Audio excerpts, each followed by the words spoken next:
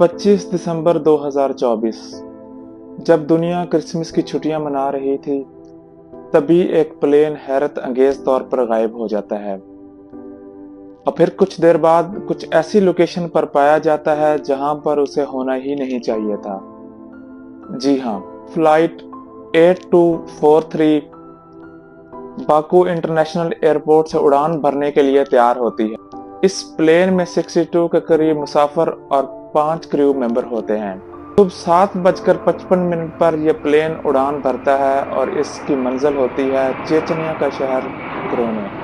Take off के बाद बिना किसी मुश्किल के यह प्लेन मुसलसल उड़ान भरता रहता है और अपना मैक्सिमम एल्टीट्यूड गेन कर लेता है। टेक ऑफ के 25 मिनट के बाद अचानक ये प्लेन रडार से गायब हो जाता है। 9:35 पर पायलट ने एक डिस्ट्रैक्ट सिग्नल भेजा जिसमें उसने बताया कि प्लेन का कंट्रोल सिस्टम फेल हो चुका है। ये बात सुनते ही एटीसी हुकाम की हवाइयां उड़ गईं और साथ ही पायलट ने रिक्वेस्ट की कि उसे कजाकिस्तान के एयरपोर्ट अक्ताओ में लैंडिंग की परमिशन चाहिए।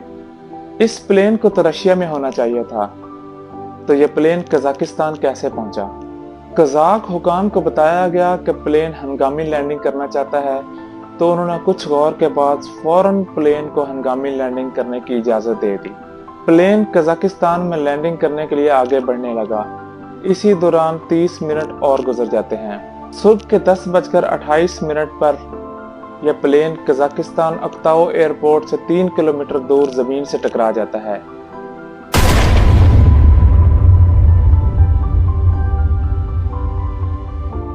जैसे ही प्लेन जमीन से टकराता है तो ये टक्कर इतनी जबरदस्त होती है कि प्लेन की टेल अलग हो जाती है। प्लेन का आगे विंग्स वाला हिस्सा जिसमें फ्यूल स्टोर होता है, जैसे ही जमीन के साथ टकराता है तो एक जोरदार धमाका होता है जिसमें 38 मुसाफिर, जिनमें 2 पायलट भी शामिल होते हैं, इनकी मौके पर ही मौत हो जाती है।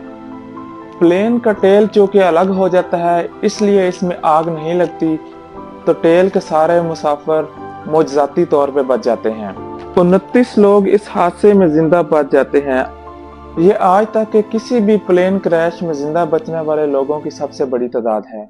जब ये प्लेन ग्रोजने एयरपोर्ट पहुंचा तो यहाँ एटीसी हुकाम ने कहा कि फोग की वजह से सेफ लैंडिंग मुमकिन नहीं। तभी पायलट प्लेन का रुख कजाकिस्तान की तरफ कर देता है। इब्तदाई खबर ये आ रही है इस प्लेन के साथ बर्ड स्ट्राइक हुआ है और कजाकिस्तान पहुंचने से पहले क्रैश कर गया। लेकिन सवाल ये है कि प्लेन जैसे ही रशिया की हदूद में दाखिल होता है तो रडार से गायब कैसे हो गया, और जैसे ही दोबारा रशिया की हदूद से बाहर निकलता है तो रडार पर नमूदार कैसे हो गया? प्लेन की टेल पर होल्स के निशान क्यों हैं? क्या प्लेन को एंटी ड्रोन गन से गिराया गया है? चूंकि प्लेन का ब्लैक बॉक्स सही हालत में मिल गया है, इन सब सवालों का जवाब आने वाले दिनों में इन्वेस्टिगेशन के बाद मालूम होगा।